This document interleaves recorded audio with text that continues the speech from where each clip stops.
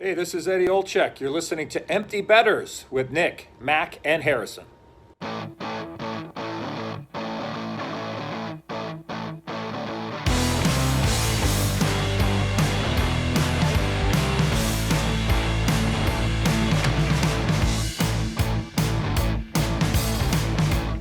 Good morning, everybody, and welcome back to episode 129 of Empty Betters. I'm your host, Harrison Scholes. I'm going to toss it across the screen to my co-host, Nick Manella. What's up, buddy? Not a whole lot, man. What's going on with you guys? Happy to be here. We got a lot of hockey to cover. One team already well on their way to go play for the big bowl of soup. So I'm looking forward to talking about the other series as well. Yeah, I'm just enjoying my broke bank account after this horrible week of betting. So, trying to get back on the saddle, trying to start making some really stupid wagers. That should be fun. A guy who's in the same boat as me, I'm going to toss across the screen to my other friend, Mac Vogel. What's going on? You're muted. Not anymore, I'm not, There but it is. yeah, thanks for the heads up because I was for a second. Yeah, we're doing good. No, it's all good. You win some, you lose some, and I'm mostly concerned about my sharp rank score right now. I'm like, I've fallen down, and I've fallen and I can't get up. I need to push a life alert button for like my sharp rank score right now. Have Yeah. somebody, like, come in, like, help me up and like bring me up where I need to go. So yeah, that's part of the game. You lose some. So here we go. I have no idea how I'm number one. I'm being honest. Yeah, that is kind of interesting, huh? It makes no sense to me because I've lost like probably 3 of my last 7, but I guess everybody's kind of like lost 3 of their last 7 because everybody's hammering like the Oilers to somehow find a win. And I they will don't. say, Harry, it's not just you and I that were like wrong about a lot of picks this past week. Like it seems like the hockey gambling community is suffering right now. I've missed my last Something about 4 in these a row. playoffs. Yeah, There's something about these playoffs that's like just weird. it makes me feel better when I make fun of myself about it. So it's like, oh, it's okay. So it's a coping mechanism more than anything. Okay. Hopefully we can get, some momentum going here this week, but we got a lot to unpack here. We got to cover the Avalanche absolutely whipping at the Edmonton Oilers. And we are going to give you, not to cut you off, it is only going to get easier because the number of teams for us to pick from is like shrinking significantly now because now there's going to be 2 in a week. Yeah. So Yeah, 50-50 odds in the Cup final every game, right? Yeah. Yeah, You lose right. some, you lose some. just series price changes every night. You're like, oh, this night I'm going to do New York. This night I'm going to Watch do us. Like our strategy, we go into the Cup final. We're like, okay, let's just pick the same team every game. They have to win at least like 1 or 2 games. Get swept. We lose 4 in a row. Yep. Yeah. Yep. That's definitely how that would work. But yeah, we got to recap the Avs whipping the Oilers, and then we got to update on the Tampa Bay Lightning versus New York Rangers. We're recording this right before Game 4 is about to start, so we'll give our predictions for that game later in the episode. Before we get started, you know the drill. This episode is brought to you by Brackish Life. Let's take a minute to talk about Brackish Life. If you're like us and grew up on the water and outdoors, then Brackish Life is perfect for you. They have a wide selection of gear from UV shirts to hoodies and hats. It's Real Bay apparel made by Real Bay people. Head to www.brackish.life today to check them out. A little salty, a little fresh, Brackish Life. Fellas, let's get into it. Before we do, Mac, you have a wonderful question of the day. Yeah, I just earlier today I was going through the notes and I was tasked, as always, with coming up with the question of the day. And I just, I thought to myself, is it finally time to talk about 7-Eleven Slurpees? I don't know, man. Your fucking brain, man. I think we got to talk about them. Do you guys want to? Yes, I absolutely do. Okay, I'm glad. So let's do that now. I like them. I enjoy them, especially on a hot day, like as opposed to a cold one. I prefer them on hot days. And I like the Coca-Cola ones quite a bit. I like them when they're working better than when, the red light's on. No go. Don't do it. You ever Mixing mix? them? Yes. Yeah, you mix? Yes, I like mixing them. Another thing I was going to bring up in regards to this conversation, you ever like gotten a Slurpee and then like BYOS. I knew that's where this was going. Yeah. Dump her in there, and you got a little boozy slushy. Yeah, Especially the Coca-Cola one. Yeah, you nailed it. Just rum in there, or like some whiskey or something. Go get the Evan Williams, Jim Beam, Jack Daniels. That's phenomenal. Admiral Nelson. Oh God, I got a rash from that one time. Actually, believe it or not. No, I've done that before. I do believe it. Not a 7-Eleven or not a 7-Eleven drink, but a Taco Bell Slurpee, the Baja Blast Freeze. True. Go get some tequila and put it in there. Even better. Wow, that sounds majestic. Mac, what do you like mixing? I think I'm a big usually there's like cherry. You put cherry and Coke, little cherry Coke action. That's a good one. Do the cherry and blue raspberry combo. like layer on top of each other. That's a good one too. Those are good. You ever just gone full chaos mode, do a little every single one that's on there. Even the one that's flashing red, you're like, give me some of that, like just juice, whatever's in there, give me some of that. Underrated flavor is banana. Yeah, that one's pretty good. You got to be careful You got to be careful. Sometimes you start pouring one and you're like, what the hell? This is like a diet Slurpee, or it's like a zero sugar, like pina colada or something. And you're like, if I'm getting a Slurpee, why am I getting a zero sugar Slurpee? Give me the diabetes right with it. Please. Exactly. Yes. There's also like in my face. Yeah. There's a method to the madness. Like if you just put your cup down and start filling, you're an idiot. Like you obviously put the lid on first because you want to go all the way up to the top, and you fill slowly and then tap it on the counter as you're going to settle it down. Yeah. And what's interesting too is, have you ever gone into your local 7-Eleven, be like, what do you guys have on your rotating tap list right now? Like what do we have on draft today? And they're like, well, they're like, get the fuck out of here. You're like, well, and they just look at you and they're like, yeah, I actually don't know. Like, yeah, that's a great question that we should all be asking our 7-Eleven. We haven't cleaned that machine in 6 months, so we don't know. There is one final thing that I think we need to talk about involving Slurpees, and it's the fact that there's nothing wrong with you drinking some of the Slurpee while you're still in the store shopping for other snacks. No, not at all. No, I agree with that. And that's kind of one of the most beautiful things about it. It can be the first thing that you do. You can go into your local 7-Eleven and get a Slurpee and walk around the store while enjoying the Slurpee. You could even finish the whole Slurpee before you leave the 7-Eleven and have two. I'm not going to say whether I've done that before or not. I refuse. You did that today, didn't you? I actually have not had a Slurpee in several weeks, and that's hopefully going to change soon. It hasn't been hot enough, but anyway. If you don't have to crack it or untwist it, it's game on to drink in the store. True. That's a good point. Yeah. If you really think about it. Wow. I wish we would have had this conversation and gotten Melissa's thoughts. Melissa, by the way, is today's interview. We were pleased to be joined by Melissa Cunningham. She's one of the very well-known NHL handicappers on the Twitter universe. Go give her a follow. If you don't follow her already, you'll see us tag her in most of our picks that we post. She was a great interview. Pens fan. Gotta love that, obviously, right? She's talking about, the struggles going on right now in the capping world during the NHL playoffs. We know that all too well. No cap. Yeah, no cap. It's hard to cap right now. It really is. So we're going to do our interview with her first and then talk about the series. But before we give you our chat with Melissa, I think Mac who has the ad read? I don't even know. There is no ad read. I don't have that one pulled up. Should I? No, you shouldn't. I fucked it up. We're going to toss it off to Melissa right now. And we are now pleased to welcome Melissa Cunningham to the Empty Betters podcast. Melissa, thanks for joining us. Thanks so much for having me, guys. I'm super excited to be on today with you. Yeah, absolutely. So as we were talking, a little bit before we started the show here, we've had some other cappers on the program talk about, some of their betting strategies, particularly when it comes to NHL. You yourself have a really good following on Twitter. You've definitely established yourself in that space. Do you want to talk about how you got started or why you got started?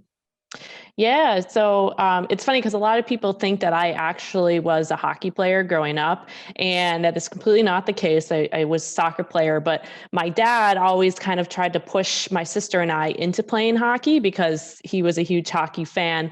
And growing up in Chicago, I grew up watching, or I shouldn't say watching, more like listening to Blackhawks games because back then they would black out all the games and you would have to listen on the radio. And we did a lot of that growing up. And then I would say probably 2, 3 years ago is when COVID kind of hit.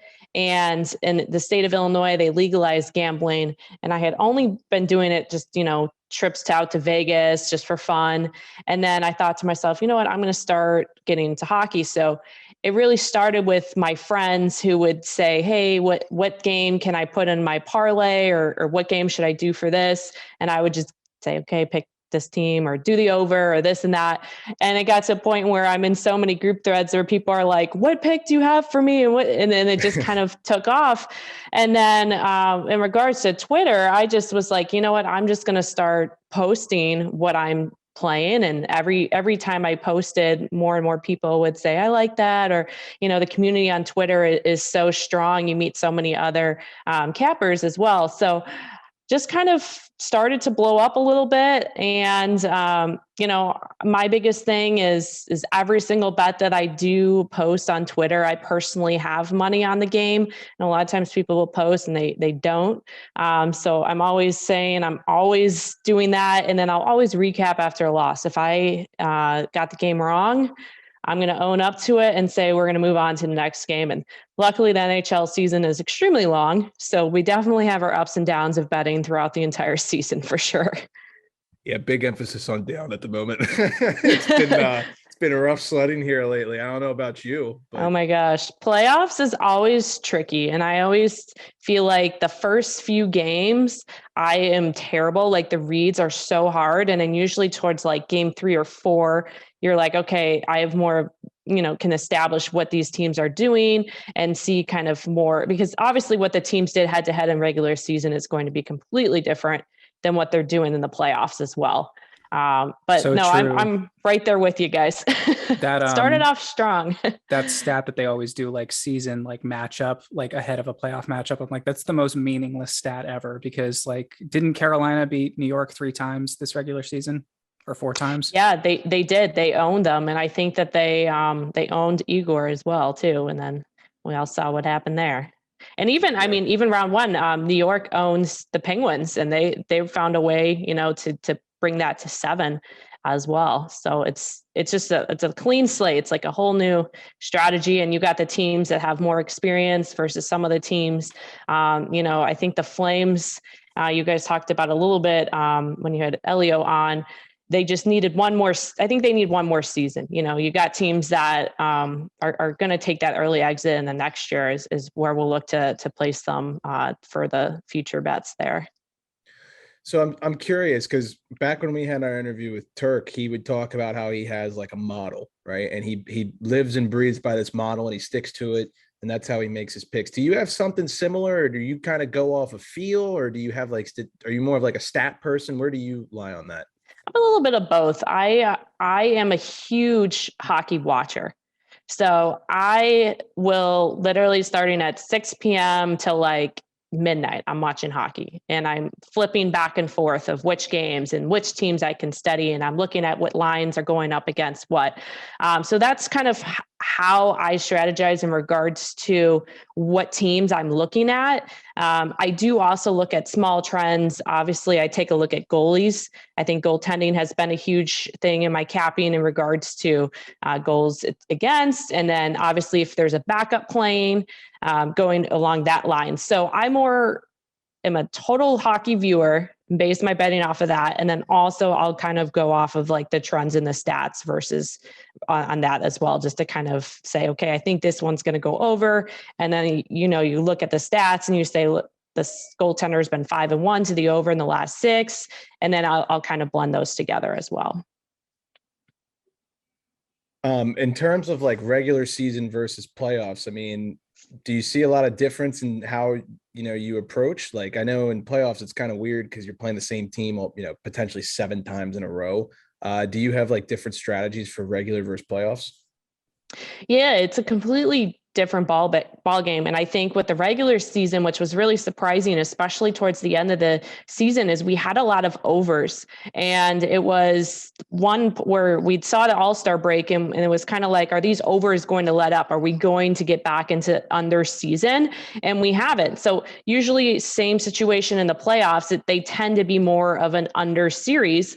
And we're continuously seeing overs hitting in the playoffs, which usually my strategy is to be more of an under better in the playoffs versus over. And we're just seeing, lots of penalties being taken in these games, lots of power play goals. I mean, even last series, the Avalanche, we had a 7.5, which that is just crazy to me that we would have a 7.5 for that entire series. So, I usually base everything off of experience in the playoffs.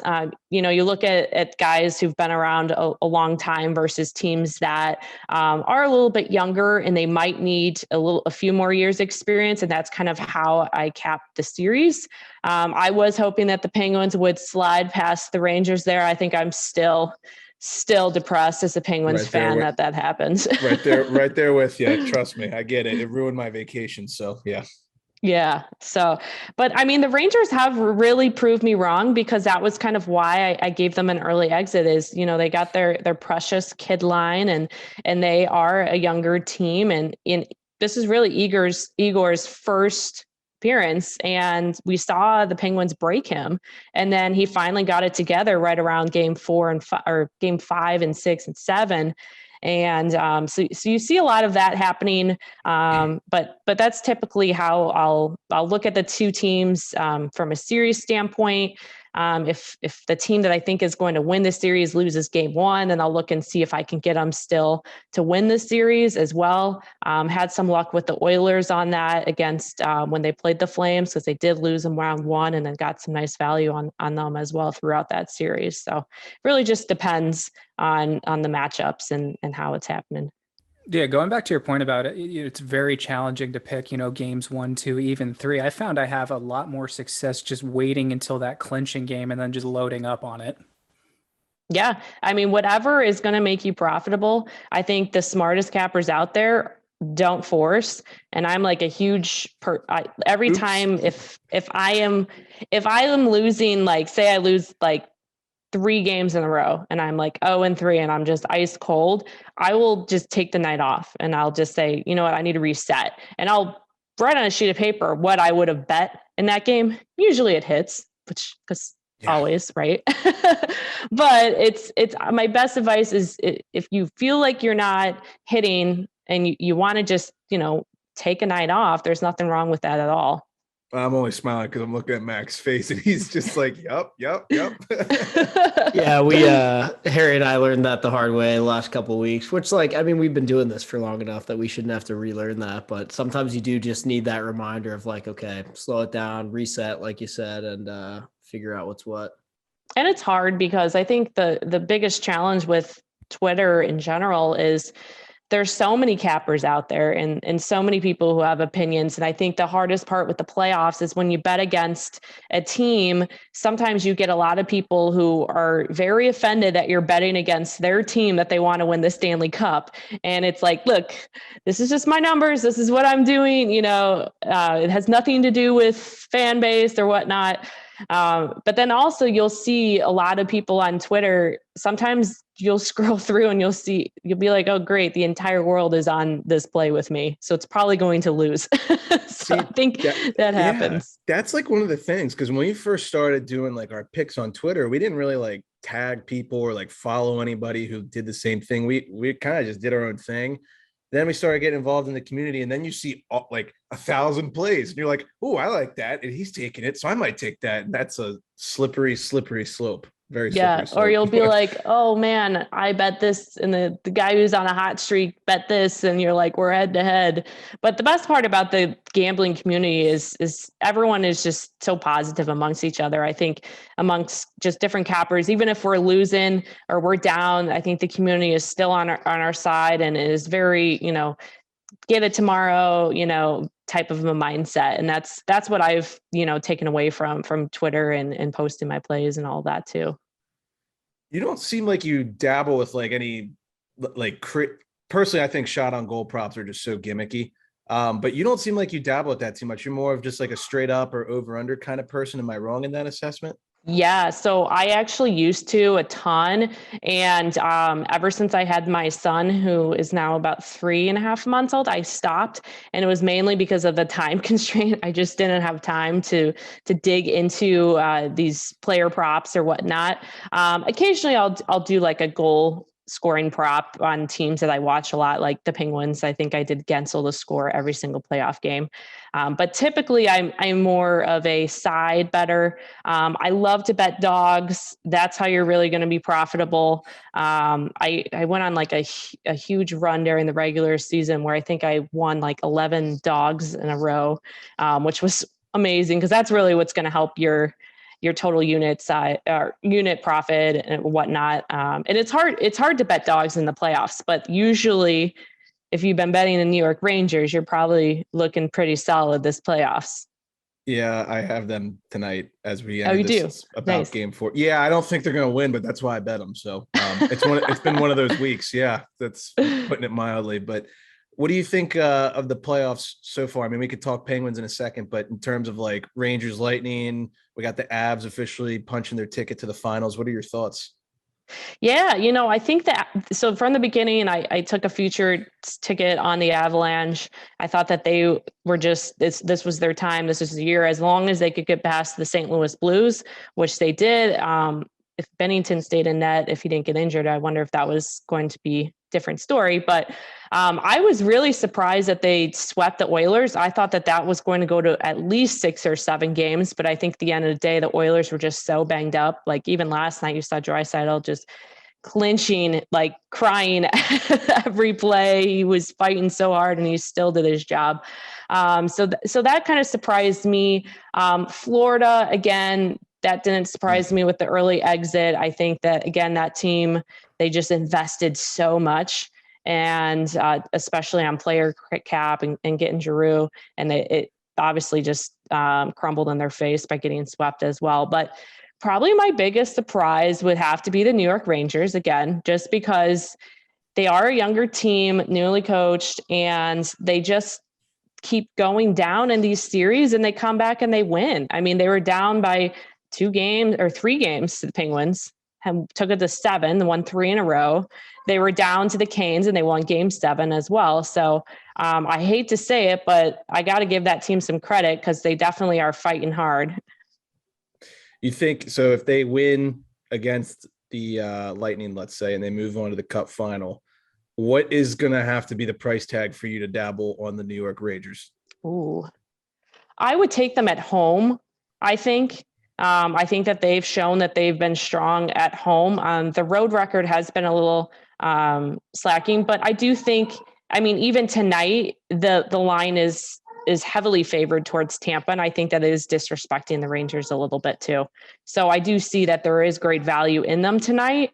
I think especially too in game 3, there was great value as well. It just so happened that Tampa scored with 40 seconds left. And that was a gift for regulation bettors.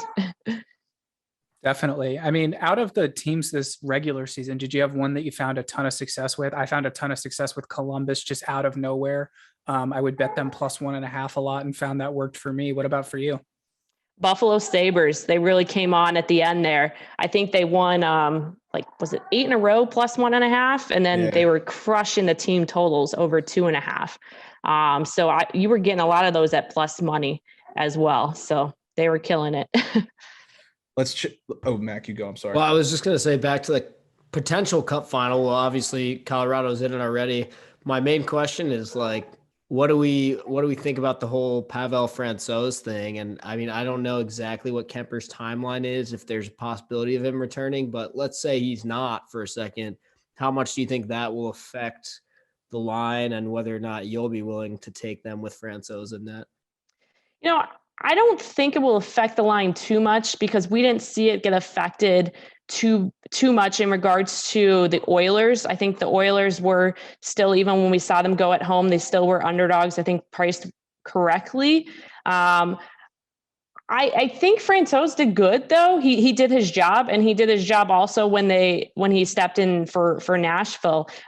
So even if he is going to be the one starting in game one, I don't think it will affect the line that much. The books tend to love Colorado anyways as a heavy favorite. I think again, if it's the Rangers, you're going to see massive chalk, which is kind of why I'm hoping that it's Tampa in regards to that, because I, again, hate laying chalk. But I think the biggest thing is going to be Kadri's out, because I think he broke his thumb. So it's really, is he out the entire series? They haven't really said, or that's going to be the big question mark. But I doubt that he's able to return as well. I don't know if you saw, but I think it was TSN that reported he had surgery and he could be out for the rest of the postseason. And Nazem actually commented on it and said, "Yeah, we'll see." Oh, I love that. Yeah. That's awesome. These potential 10 days off for them could be huge. Yeah, and it's crazy because it really backfired on the Tampa Bay Lightning. We saw in game one, they just were extremely slow. And I think a lot of ex-hockey players will tell you that sometimes when you do go into those situations where you take a long rest, it's almost too long of a rest for teams. And we saw that happening. So I'm curious if that will happen with the Avalanche, because I'd imagine this Rangers series is going to go to at least 6 or 7. It seems like it. Yeah. Well, funny. I guess we'll see how it goes tonight. Our last episode, we found this stat from Sportsnet, but the last 7 instances where a team coming off a sweep plays a team coming off of a game 7 win, the team who had the series that went to game 7 and won has won the last 7. They're 7-0. Oh, wow. Crazy. Yeah. So if this goes 7, right, that definitely favors whoever is playing the Avalanche in the Cup Finals. Yeah, absolutely. So regardless if it's the Rangers or regardless if it's Tampa, whoever that matchup is will definitely be in a dog spot, might be great value in that first period puck line. Before we wrap up, I do want to ask you about the Pens. Obviously, you're a Pens fan. I'm a Pens fan. So we don't need to talk about the postseason because who cares? So going in the next season, we obviously have some big names that are pending free agents. What would you like to see the team do? I would love if they signed Raquel. I think that he proved himself, and I think that he would have been an extreme game changer if he wasn't knocked out in game 1, which was unfortunate. With them signing Russ, though, the dream line of having Gensel, Crosby, and him on the first line probably won't happen. But I do think that he did prove himself, and I'd love to see him. It surprises me yet that they haven't signed Malkin. It's like, what are you doing? Yeah. But I think, you can't, I can see them getting rid of one of them, whether it's Letang or Malkin. I won't be surprised if the 3 are separated, but I think we will still get Malkin or Crosby, or Letang and Crosby, one of the 2. If you had to pick 2 of the 3 to keep and you get rid of one, who would it be? Letang, I'd get rid of. Ooh, see, I'm in a little bit of disagreement. And I love Gino. Like, Gino is my guy. Like, I like in his prime, there were instances where I thought he was like better than Sid, but like now, he was still a point per game. So you can't argue the numbers. He just looks sluggish. Like he's just not moving. And Letang just is a motor. I mean, he's stupid sometimes. Don't get me wrong, but he can just motor, and he's in such great shape. I don't know. Yeah, and I do think that Malkin should have stepped up a little bit more when Sid did go down and he was moved up to that first line. Letang sometimes makes so many foolish mistakes that it just drives me insane half the time. I watch where I'm like, why did you step? So you stepped way too far in, and then it's like, then you're rushing back. But I mean, we've had our glory days. Game 6 in overtime in 2018. Yeah, I was gonna say definitely not in like a game 6 of like a crucial overtime or anything like that. Yeah, it's okay. Oh yeah, we don't need to be reminded. We could definitely clap back, but we'll be polite here. Yeah, I don't know. It's gonna be an interesting off season. I've read a report today that said that they've been in talks with the team since the season ended. They think they're both going to come back. I'm like, well, I don't know how this is going down. Like someone's going to have to take less, right? So right. Yeah. And I did hear, it's funny because I heard a rumor, this was actually last season, and someone was like, oh, did you hear Malkin's going to Florida and the Penguins are getting Bobrovsky? And I was like, no, that is like the worst trade ever. And this guy, like, he's pretty well known, like, reporter. And I'm like, no. And I was just like waiting for the dagger to happen. Of course, it didn't. But like, the Penguins do obviously need a goalie, which they probably should kind of look a little bit more into that, but stick with your vets. I think it's just hard to say goodbye to those three, because they've done so much for us. Well, yeah, it feels like we got our hands tied because, if you get rid of them, you're getting someone who's not as good right now. And I don't think Sid's signing up to rebuild at the age of 35 coming up in August, right? He wants it now. So you just kind of have to throw it all out there and see what happens. It might not be the best team in the league, but you got to at least try, I think. Yeah, absolutely. But I'm excited to see. I mean, the craziest part about NHL season is the season's so long. And when it ends, the off season's so short. And then you're like, all right, we're back at it again. Yeah, pretty much. Well, that's all we really got for you. I mean, if you have any questions for us, go ahead. But other than that, I think we're all good and we appreciate you coming on. Awesome. Yeah. Let me know. Could you hear him or no? He's my son a little bit more towards the end. Yeah. Okay. Yeah. He's annoying. sounds like he just literally needs his pacifier in his mouth, which I'll go give him. But let me know, like, are you able to fix the audio so it's not like it wasn't bad? Okay. Bad. Yeah. Okay. It was fine. Okay. Yeah. Awesome. Well, thanks so much for having me, you guys. That was so nice of you to put me on. And this will be out tomorrow then, you think? Or yeah, it should be. Yeah, it'll be up tomorrow. Okay, sweet. Well, thank you and good luck on your Rangers bet. I'm on the under, so we'll see what happens. I'll probably lose. It's okay. You know what? If you lose, then you're like, screw the Rangers because we hate them anyways, right? Well said. Exactly. I think we can all agree on nicely hedged. Yeah, there we go. Yep. Exactly. All right, guys. Well, thank you so much. Appreciate it. Big thanks to Melissa for hopping on with us. That was a ton of fun to chat with her. Always good to get a quick little, sharp on the pod to come on, talk about some gambling and just get everyone up here ready to go for the Cup final. I'm looking forward to it.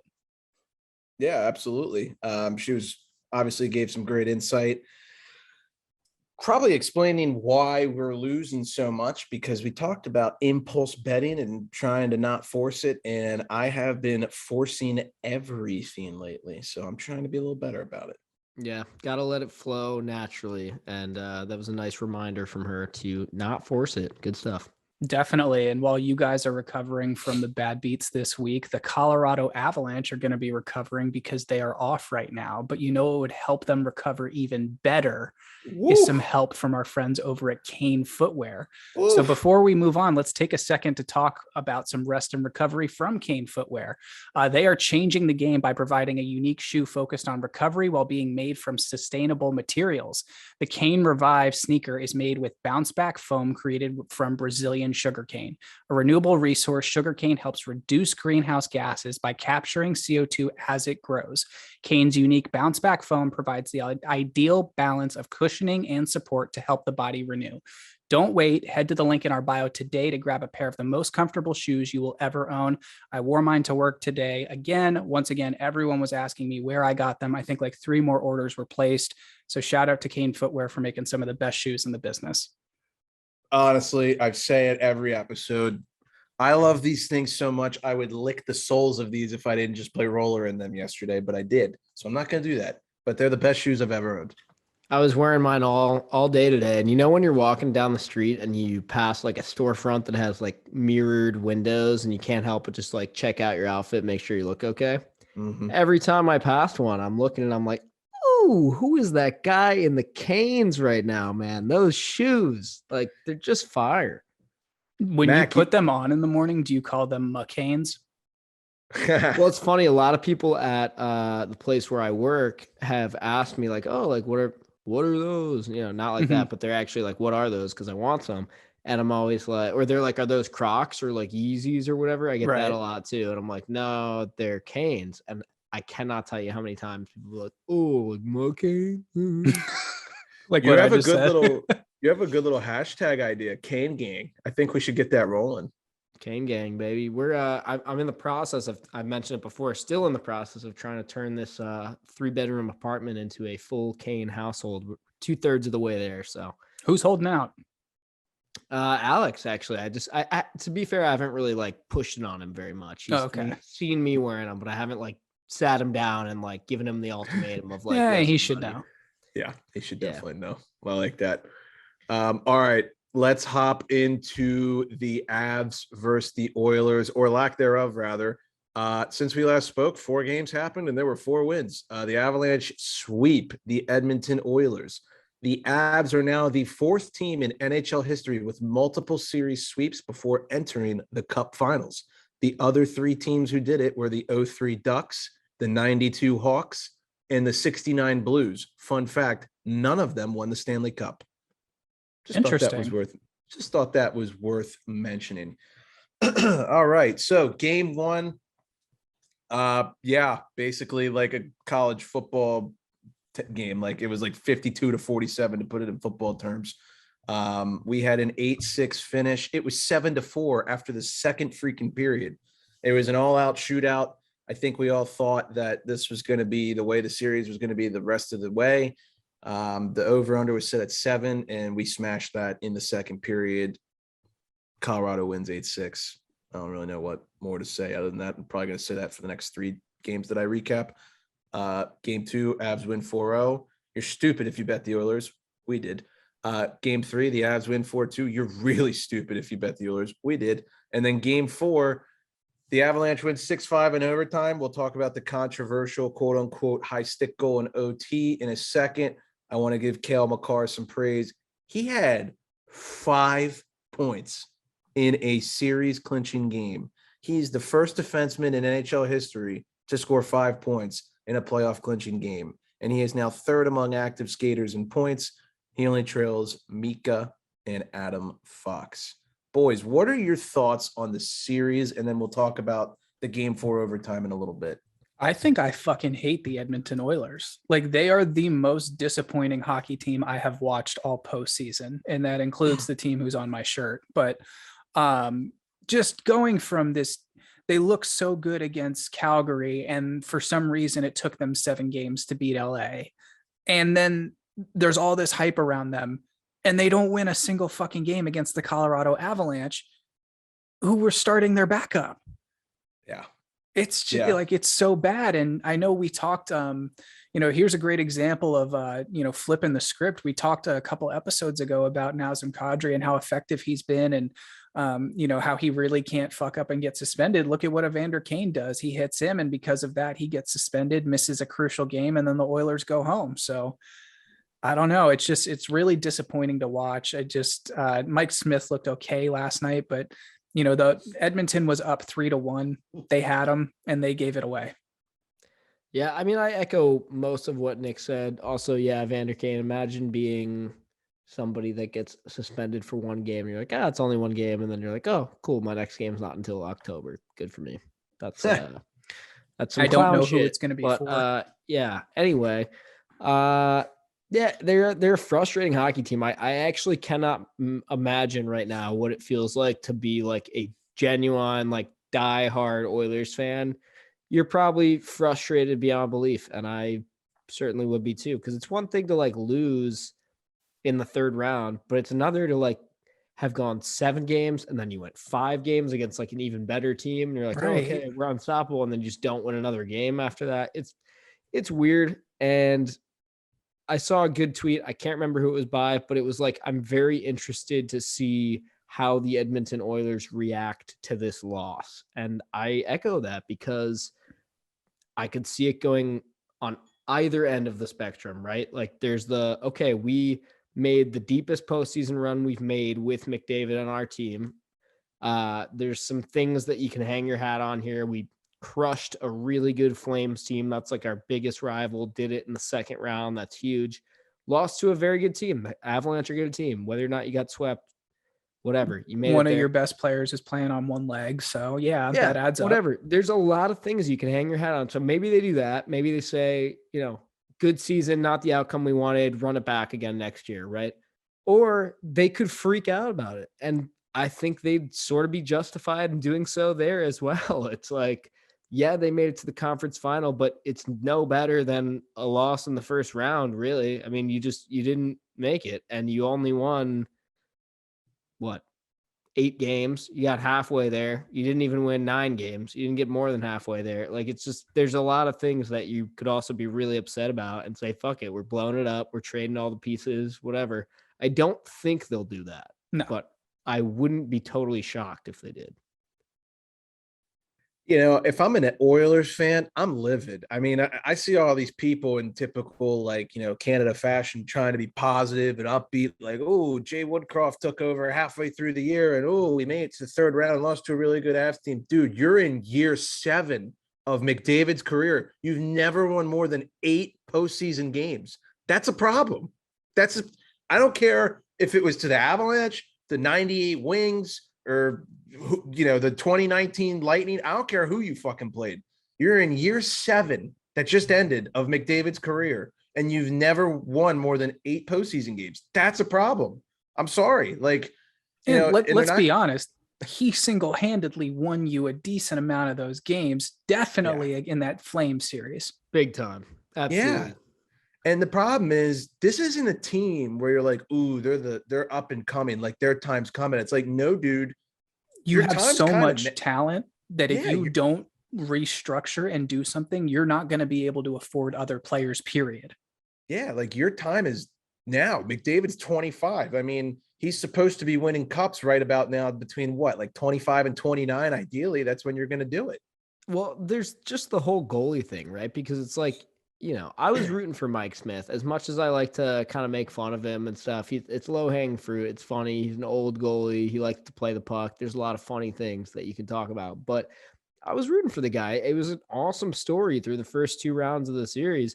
But the bottom line is, and this hasn't changed in the past 6 years for the Edmonton Oilers, they don't have a fucking goalie that they can rely on in the playoffs. And that's no disrespect to Mike Smith, but I'm sorry, you cannot rely on a guy that's 41 or 42. That was too much to he could be the backup. He could jump in if your guy had a bad game or something. You can got COVID or something. Yeah, or gets a minor injury or whatever. There's a lot of things. There's a lot of upside to Mike Smith. We talked about his offensive upside before. There's a lot of upside there, but he's not the guy. He's not that dude that's going to help you win a fucking Stanley Cup. And the fact that they didn't do anything about that. Mikko Koskinen also, it seems like they had been telling themselves for years, they're like, this guy's going to work out. He's going to work out. And then he didn't even see a fucking game in the playoffs this year because they're like, this guy, they know. They're like, this guy is nothing, cannot help us, even less so than a 42-year-old or whatever the hell Mike Smith is. So I wouldn't be surprised Oilers, if go get a goddamn goalie this offseason. I know that's the mission of every other NHL team right now, but figure it out. That's the problem. Clearly, that is the problem. They still have their first round pick. There's no chance that I would be keeping that if I was Ken Holland right now. Why would you got to go for win now. I don't know how else to say it. You've got McDavid inked up for a while. Yeah, he's only 25, but you haven't really made that much noise since you got him. And I don't second really playoff berth, right? I don't, however they count the COVID bubble, I don't know, but 2, maybe 3. Yeah. I mean, it's just unacceptable, to be honest with you. And Max said it all year long and I disputed it, but it finally came true. Where was everybody else? They had Draisaitl on one leg and McDavid. And I mean, Zach Hyman, credit to him, he was the other guy. But if you weren't named one of those 3 guys, you didn't do anything. Yeah, but got suspended. Right. Yeah. And ended up still being part of the problem in the end. Well, and give Kane credit too. I guess I forgot him, but he was a mid-season acquisition. When Max said all that, he wasn't on the team yet. So I'm not going to hold Mac accountable to that. But he ended up doing something in typical Evander Kane fashion. He did something stupid, right? And he couldn't play for his team in an elimination game. So enough shitting on the Oilers. I've done that enough in my career here at Empty I'm going to Betters. say one more thing. Mac, you make a great point about the goaltending. I think just as important as that, it seems like that in 2/3 of the games they did play in this postseason, immediately after they scored, they would give up either a softie or just like a goal that would just suck the life out of the building if they were at home, and it would just really kill them. Yeah. Yeah, I mean, that to me says maybe coaching problem or even like defense problem, which we know they have their issues on defense too, but Yeah, that game 2 was suffocating from an Edmonton fan standpoint, from an Edmonton player standpoint, and most of all, from an Edmonton betting standpoint. Dude, I was pulling my fucking hair out betting that game. I can't believe I bet the Oilers. That was the most frustrating loss I've ever experienced since we started doing this podcast, was that game 2 game. I was shocked. I would have expected a little bit better. It was insane. It was like Colorado was like, oh, you think that game 1 was close? Okay, try this one on for size. We're just going to abuse you for 60 minutes of hockey. Yeah. So now let's talk about the Avs. I mean, do you think anybody can beat them? I'm going to let Nick go first. Kadri's out. We don't know about Kemper yet. We just talked about this in the Melissa interview. Nick, what do you think? Game 4 is getting ready to start here, and I'm thinking about this over and over in my head on my drive home from work today. And for some reason, I just feel that Tampa matches up with them so much better than New York does. I think Tampa is seasoned a little bit more than Colorado, which would give them a step up over the Avs. The goaltending is obviously better. I think some pieces on D are playing a lot better. Obviously not when you have Cale Makar, but just guys like Ryan McDonough that can just eat it up and shut it down. I think, give Tampa a little bit of an edge. Now, Colorado did do a great job this offseason. That Josh Manson signing is looking like an absolute home run right now. But if I had to pick one of the two, I would say Tampa would give them a better run for their money. I definitely agree with that. I mean, also, I just have this feeling where if Tampa gets to the Cup final, it's like, no way they lose, right? Like they're that close to the three-peat. No fucking way. Here's the other problem I have with Colorado, and I've had my issues with them all year, and I'm willing to eat my words because clearly they got this far. They're a good team. I thought that they were probably going to be like a second round exit this postseason, and I will be the first to admit I was wrong. But here's my problem that I still have. They have not really faced any adversity this postseason. I mean, the closest they came to it was with St. Louis, and it was like, yeah, they had to work in that series. But other than that, 2 sweeps, it's been too easy for them. And I know they've had some problems. Obviously, you could argue some of the Kadri stuff. They faced a little adversity there. With losing their goaltender, Kemper, that's some adversity, but they haven't really had to suffer that much from like any of the adversity. They haven't like been down. Have they trailed in a series? No. They must have trailed at some point against St. Louis. No, I don't. I think they lose game 1. I thought they won it. I thought they won game 1. Yeah, that does scare me a little bit too. Either way, what if they're not battle tested? Right. They swept this round, right? They're sitting around. What if this other series goes 7? Very possible, in my opinion. And, let's just say that the Lightning win in game 7 against the Rangers. Can you honestly tell me that you think that Tampa Bay is going to lose game 1 after winning a game 7 and the fucking Avalanche have been off for all that time? To me, I think Tampa would take game 1, and then all of a sudden you're like, oh shit, you're the Avalanche. You're like, what the hell? We're down now against a team that just won 2 Stanley Cups. Oh shit, we just lost again. Now it's 2-0. Like, I don't know. I have a really hard time seeing this work out for the Avalanche. I want it to because I fucking hate the New York Rangers, and I don't really have any interest in watching the Tampa Bay Lightning win for a 3rd straight year. So I hope I'm wrong. Avs fans, if you're listening, I love your team. They're awesome. They're fun. I hope you guys win, but I'm scared. Love to see what you animals would do for a Stanley Cup parade. That would be... Can you imagine a city, Denver, wins the fucking national championship for college and the Stanley Cup in the same year? Big hockey year for you guys. I hope it happens. They would just drag like 60 pounds of pot into a town square and hit it with a blowtorch. Yeah. Oh, big time. I don't know. The one thing about Colorado that keeps me coming back, they're like Tampa before Tampa was Tampa, right? Before Tampa went back to backs, everybody would be like, "Oh, Tampa Bay, right? They're gonna do it," and then they get swept by fucking Columbus, or they get beat in the third round by the Penguins, or they get beat in the third round by the Capitals, right? It's that like, when are they due? The Avs have paid their dues, right? They've suffered, right? And it's that core You're group not who's wrong. done it too. You're not wrong. But I will agree, them not trailing in a series does. I don't want to say it concerns me, but like, it's like, and now they don't have Kadri. I can think of where like that worked out was, didn't the LA Kings, when they were like a fucking 8 seed, didn't they sweep like 3 of 4? The Canucks, the Sharks, and someone else, I think, right? And then the other series was like against the Devils for the Cup final, and they won in 5. Yeah. Yep. Like, there sometimes you can just win and not lose, and that's fine, but it's rare, and I just don't know. In hockey, you sometimes win games, and I will other say, times you lose games. If I was a Colorado Avalanche fan, here's exactly what I would want to happen. I would want the Rangers to win tonight and then win the next game and win in 5. And I get the Rangers, and it happened quick. And I had like 5 days off, enough to like rest, but not so long that it was like, holy shit, when are we going to play another hockey game again? Yeah, I think if you're an Avs fan, you want Rangers in 5. You want that series over with as quick as possible. You want them now. And you want nothing to do with Tampa Bay. I agree with Nick. That team matches up against Colorado way better than the Rangers do, in my opinion. Yeah, and it's not I agree. It's not even that I don't think the Rangers could put up a fight. They definitely have the offensive talent to, and their key players like Kreider and Zibanejad are playing that well right now. I think it's just, I trust Colorado's defense to be able to handle those guys a lot more than I do handling Tampa Bay.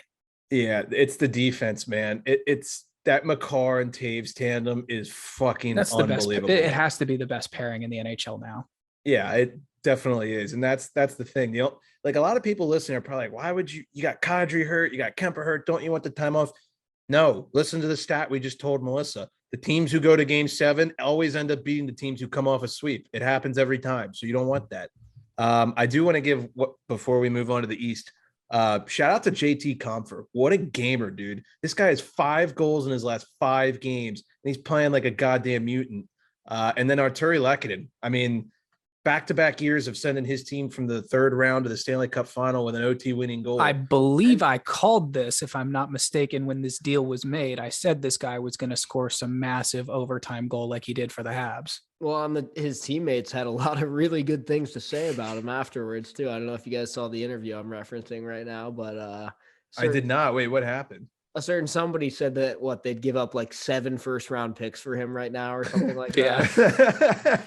That's the McKinnon one was great. He was like, yeah, it was great. Arturi had an open net and decided to hit the post and scare the shit out of me. So yeah, that's the one I'm talking about. After that, he was like, but yeah, I mean, the guy's amazing. That's why you trade for people like that at the deadline. I think if it were me right now and I had to go back, I'd give up like 7 first-rounders for him. Like, Nate Mack is a fucking psychopath. Can't underestimate the value. Yeah. I think he would actually, like, you know, those people that are like, I would punch my grandma to win the Stanley Cup. Like he's already punched his grandma. He's like, just in case that was a prerequisite. Oh my God. He's the dude who like you're going to tell me you're going to bet against Nathan McKinnon in a cup final. Like, he's just got to win 4. That dude's a tiger. The goal he scored last night. He just went, yep. Okay. My fucking turn. And just boom, back of the net. I hope I'm wrong. I want them to win so bad. Me too. It'd be so cool. I will say that no matter who wins out of the East, I'm all in on Colorado to win the cup now, because I think they absolutely deserve it. I mean, they've had so many hard years leading up to this with injuries, and then the wacky shit with Dallas. What was that last year? It's just weird. But also, does this not feel a little too similar to the fucking like Predators or like the Sharks making it to the cup final, and you're like, oh my God, cool, we're gonna finally get like a fun team that wins the Stanley Cup this year, and then the Penguins are just like, no, we're gonna win again. By the way, Colorado fans online, I don't know why you're complaining about having to wait a while for a Stanley Cup, because I watched you win too. So yeah, they act like they haven't won a cup since they got the Leafs feel. Like, that's a real it is kind of stupid. But thoughts on the overtime goal? I don't know who tweeted it from our account, but what do you guys must have had a thought on it? I saw the breakdown afterwards, them talking about, whereas if it was just a shot on goal, the height is measured by the crossbar, but because it's a save and a rebound, it's now measured by the goaltender's shoulders, I believe, if I'm not mistaken. I just heard co-host say "holy shit," and that was it. So yeah, that was funny. I didn't know that rule. Yeah, I did not either. I thought it was crossbar. I've been going off the crossbar my entire life. That explains why I probably put a couple holes in some drywall. But I mean, like it's a controversial goal. It's exactly what happened with Calgary. I think that one had a lot more people that were up in arms about that one. I still don't like that one, but yeah, I don't either. And I think the explanation is just chintzy, but this one I was like, this is a goal. I think I'm good with this one. I didn't have an issue with it either. I thought it was fine. I mean, they showed the replay a bunch of times. I was watching with some friends and I said, they don't watch hockey a lot. And they were like, what's the deal? And I was like, it's crossbar. Like, do you think that his stick is higher than crossbar? And they were all like, no, it's fine. And to say it, like, I mean, we say this every time there's a goal call. There just wasn't enough to overturn it. Yeah. Yeah. It was good.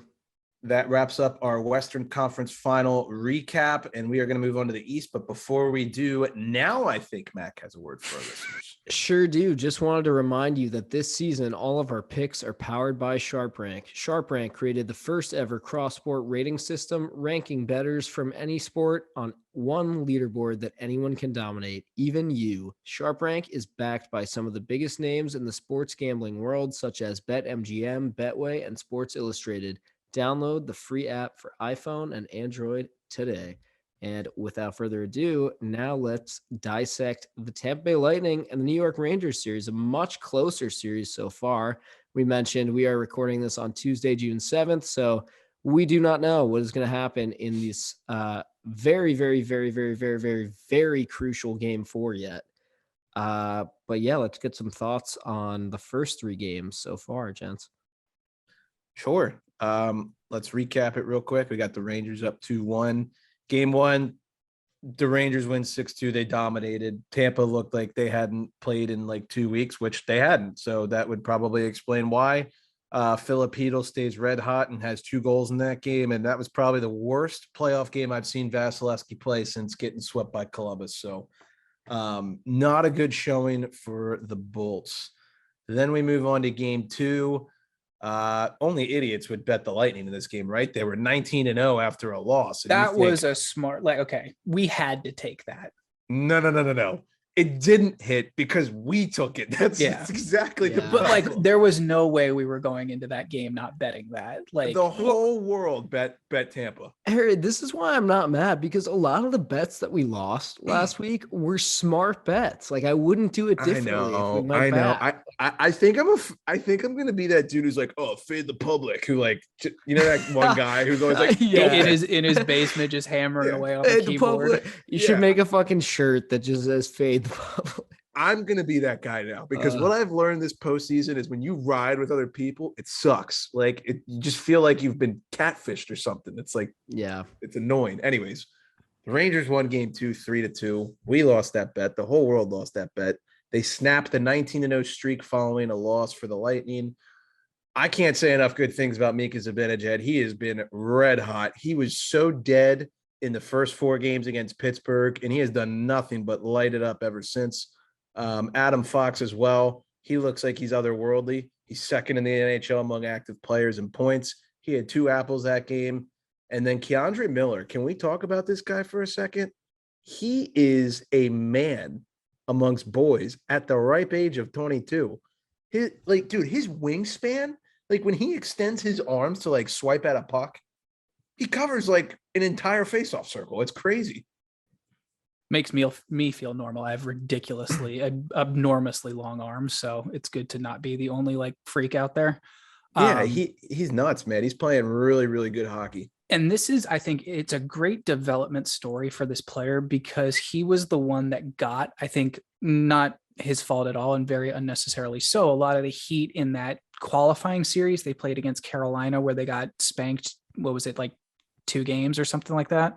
Yeah, whatever the series was. 3 games or whatever it was. Yeah. So clearly, I mean, he's taken the time coming out of Wisconsin to grow and mature. And it's just great to see. And I mean, Jesus Christ, are these guys going to be just as loaded as Colorado on the back end with Zach Jones and Adam Fox and Miller back there? And Truba. And Yeah. Lindgren? Yeah, And you made a they're good good. point, Nick, the other night when you were like, can you imagine when Zach Jones is a part of this decor too? Yeah, I mean, like a Jones a Fox little power scary. play. Oh my God. And actually, when you said that, and it's funny, I'm ashamed to admit this on national radio, on live radio, not live, but you get my point. I was thinking about like the fact that the Tampa Bay Lightning are on their way to maybe winning a third straight cup. And like, we're about to turn into like what we always said the NHL would never be when we shit on the NBA and shit like that. But I was thinking about that maybe a round ago. And I was like, would it be so bad if the New York Rangers won the Stanley Cup? Like, it would be kind of cool or whatever.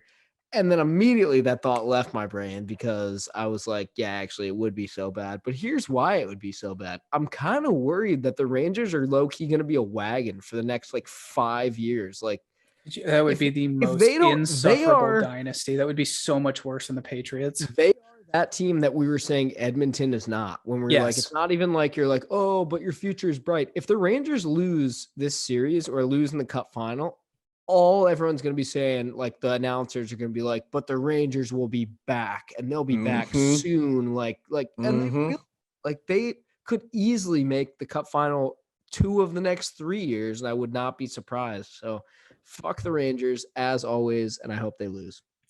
If the Rangers win the Stanley Cup, I will never ever hear the end of it. 3 for 1, boom, line up right next to each other. We're done. I can't have the Rangers win the cup. I can't. My brain can't take that. Yeah, absolutely Anthony.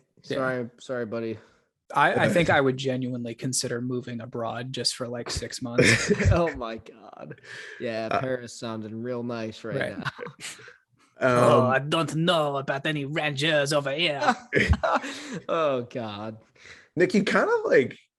Has anyone ever told you might kind of have like a little Zibanejad in you? Like you kind of look like Zibanejad. I get that a lot. Yeah. I think it's the hair. If his hair was like as long as mine is right now, it would be really. You would look exactly like him. Can we put this in a social media post and put them side by side? Yes, and I'm glad you said that because I was hanging out with our buddy Pat over the weekend, and he kept saying the same thing over and over again. I personally have another friend that I think it looks like you took Zibanejad and put him in a copy machine. So I'm going to put that picture in here too. Harry, our buddy Jacob Morrison. I mean, oh yeah. If he had longer hair like you, I would say to a T. Like if Jacob and I had a baby, it would be Mika Zibanejad. It would be. All right. So we take that quote, we put the clip in, and we insert the picture, and this is going to go perfectly. And then we'll have people vote what they think. There we go. Nick is about to defy science. Literally. Yeah. Game 3. The Bolts win 3-2. This game had 4 power play goals. Each team had 2. The Rangers were up 2-0 midway through the second, and then they took some stupid penalties, and the Bolts come climbing back, tie it 2-2, and then Andre Palat, Mr. Big Goal himself, scores a huge goal at the end of regulation in the third period with about 40 seconds left to win the game for Tampa off an incredible feed from Nikita Kucherov.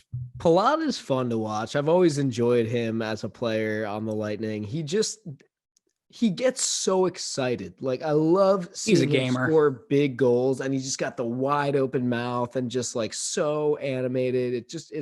He's good for the game. I'm a fan of Andre. He reminds me of a rich man's version of Lars Eller a little bit. Honestly, yeah. That's a good one. Yeah, like a better Lars Eller. That's a great analogy. Like a Lars Eller plus or heavy or something like that. He's always I don't know. I've thought of that for a couple times now, but that game, like, and that goal, and I've said this over and over again for the last 3 years on this podcast, to win the Stanley Cup, you have to win games you're not supposed to win. That was one of them for the Tampa Bay Lightning. The Rangers had that game, 2 power play goals. They're up 2-0, period to go. They let the Lightning back into it, and they think they're cruising to overtime, and they commit that cardinal sin of letting one in the last minute. That's a great point. Worth noting for player prop purposes, Mika and Adam Fox are both riding 8-game point streaks going into game 4. We got game 4 starting in about 1 minute. As we're saying this, predictions. What do you got? I hate to go against your pick, but I actually think the Bolts tied up. I'm all in on Tampa because I just looked over and the anthem singer has electric blue lipstick. So I'm like, she always has that. We're riding with that. What I will say is we haven't had a game yet. Like the Rangers have had their way in all 3 of these games so far. For some reason, I think tonight's the night that Tampa wins and it's like not close. It's like 4-1 or something like that. Yeah, I don't know. I'm a fit the public, and I'm gonna take the Rangers plus 150 because everybody and their mother thinks that Tampa's coming back and they're gonna whip it like 4-1, and we're gonna go back to MSG tied up. I don't think so. I think New York's gonna shove it right up everybody's hoop, and I think we're gonna end up being like, God damn it, we're gonna have the Rangers in the Stanley Cup final, and we're gonna have to deal with the possibility of that fan base exploding and having fun and shoving it in all of our faces. And my life is pain. Pain follows me, so I'm taking the Rangers because I suck. Sorry. I'm gonna say something that's dark. This is so gonna blow up in my face, and I'm gonna sound like an idiot in a week, but I always do. So what else is new? I fully expect that if the Rangers win tonight and they go up 3-1, I would consider still putting money on Tampa Bay to win that series. I'm like, if there's a series that's going to be blown 3-1 out of these teams left, it will be this one. Mark my words. I like that. It's the only series left, so that's a good thought. But yeah. Okay. Or this or the cup final, like regardless. Oh, my bad. I thought you meant 2. Okay. Yeah. 50-50 once again. Yeah. Good. One of them has to hit. Exactly. Somebody's got to do it. What are the odds? Who knows? I think 50-50. Right. That's enough. Let's run through the league news real quick. We'll do this quickly. Nazem Kadri possibly out for the remainder of the playoffs with a broken or thumb surgery, whatever. After Evander Kane boarded him. If you look at it, like the left thumb goes directly in and takes like the brunt of the impact under the boards. It's just not good. Yeah, that's rough. As Mac noted in our interview with Melissa, Kadri did comment on the TSN report on Instagram and how he is likely done for the postseason. And he commented, yeah, we'll see. So gotta love that hockey guy fashion. Darcy Kemper, not sure what's going on with him. He was the backup in game 4. Francouz has been playing well right now. So curious to see what the Avs do come game 1 of the finals. We all know Evander Kane got suspended for a game and then the Oilers got bounced. Stay hot, Evander. And then some rumors, or Mac, you got something? Well, I was just going to say you can do the rumors real quick, but the one thing I was going to say is this Bruce Cassidy firing has a lot of NHL fans up in arms right now. And I was curious what you guys were thinking about that. I was really shocked by this one. I was actually like, my dad and I were moving a TV back to the basement, and put it down, and I look at my phone. I was like, oh shit, Bruce Cassidy got fired. He was like, really? We were both just surprised. Classic guy shit, just moving a TV into the basement, Yeah, exactly. And then just talking about like, hey, you see Brady on sports, right? Yeah. Want to go cut the grass too? Yeah. This one, I apologize that I missed this. Our buddies Turk and Elio had some extremely choice words about this decision, especially Turk. He was very hard on the Bruins about this. But yeah, Cassidy gets canned. There's now only 3 active NHL coaches that have been employed for over 4 seasons. They would be John Cooper, Mike Sullivan, and Jared Bednar. So it's a rotating 2 of the circus. coaches that are still alive. Yeah. In postseason. Yeah, real quick, and then we'll move on. I don't want to spend a ton of time on this, but I was talking to my dad about this last night, and we both kind of agreed, like, usually fans are the ones that are first calling for a guy's head, right? Like, you hear the fire so-and-so chants at the stand if it's really bad, or you just hear the rumblings and it's on Twitter. Like, already for Laviolette, like already Caps fans are like, oh my God, get Lavi out of there. He sucks or whatever. Like usually it's the fucking fans first. It was the exact opposite. It seemed like for the Bruins with Cassidy, like they did this and all of the fans are like, what the fuck? Like, what are you doing? That had some thump on that mic. Yeah, that was an accident. My hand was kind of holy jumping. Oh man, I'm gonna miss TNT's broadcast. Good job on year 1. Phenomenal. Okay. Can we talk? Can we talk about the hair? This is the most fucking ridiculous thing I've ever seen on television, and I can't get enough of it. Biz getting his head shaved Was it before the game? Was it right before the game? It was before 3, and then I think he had it on for 4 as well, right? Yeah, he's rocking it, and he got his head fucking shaved. He's in sitting Rogers' place. He's sitting next to the greatest hockey player in the world, looking just like I texted Dean this. I was like, he looks like Artie Bucco from the fucking Sopranos. That had to have been Nick that posted that. You're so right. He looks exactly like Artie Bucco. I can't unsee it. Dude, TNT's broadcast knocked it out of the park year one. Phenomenal job. I can't give them enough praise. They made hockey fun again. Them and their basketball coverage with like Chuck and Kenny and Ernie and Shaq is pretty good too. They basically took that TNT basketball broadcast and said, how do we replicate this with hockey? Which is exactly what the NHL needed. We don't need the boring Chelios and Messier who have so much Botox in their face they can't even fucking move. And they're like, Chelly's all natural, baby. Come on. That olive skin. Oh, yeah. Listen, I like them as like guys, but like as reporters, like it's a snooze fest. I'm sorry. Yeah. Big fan of Liam McHugh on the TNT broadcast. Yeah. I had kind of mixed feelings early on at NBC. He can do it all too. He'll do any sport. Like he knows his shit. He's just good at what he does. You talk about a hard job. Like people might not think this. That's a hard job to kind of manage. Put Biz next to anybody. That's hard to manage enough. And then you throw Wayne Gretzky in the mix, and you got to balance. Yeah, how do you not like aura? Throw up just like being next to him? Yeah, and then like you got Tocchet, who's Tampa's funny, and then you got Then you got nice guy Anson Carter on, and they did a great job. Anyways, rumors: Fleury's not coming back to the Pens. Done. Gino and Tanger, they might re-sign with the Pens. It's more than likely, is what we're reading potentially. Caps: if you had to choose between Vivi or Sammy, one or the other or none, real quick. Zach Fucali. Yeah, I would agree. However, hint.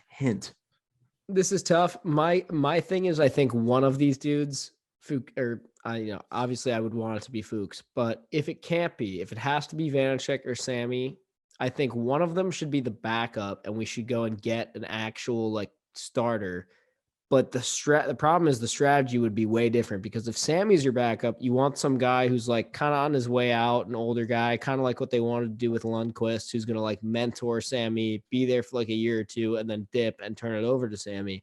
Whereas with Vanacek, you just have like a 1A and like a 2B. Like it's just starter steady and Eddie. Backup. Yeah. And like occasionally Vanacek will have to jump in, but you have no like sights set on Vanacek being your starter. He's just kind of there.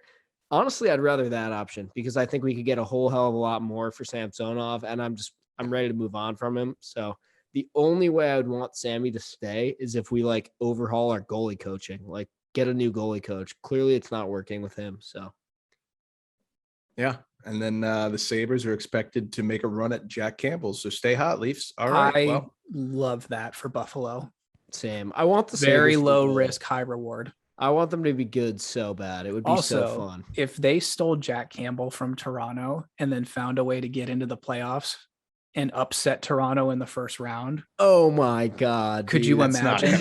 That's not going to happen. The Sabres what's going to happen first? Are the Leafs going to win a cup first, or are the Sabres going to get back to the playoffs first? You know, that's a really fair point. I guess I should shut up because you're probably right. Matthews will be gone by the time that the Sabres make the playoffs, and the Leafs still won't have a cup. So yeah, and then his son will win a cup for the Sabres. Yep. There you go. Yep. All right. Well, that wraps up episode 129. We will be back at you guys with our Stanley Cup final preview once all the series are over. Yeah. Thanks for listening. Appreciate the love and support. Thank you, Melissa, for joining us. Any final words? Go Avs. Hope they win the cup. Well said. Amen. And without further ado, class dismissed.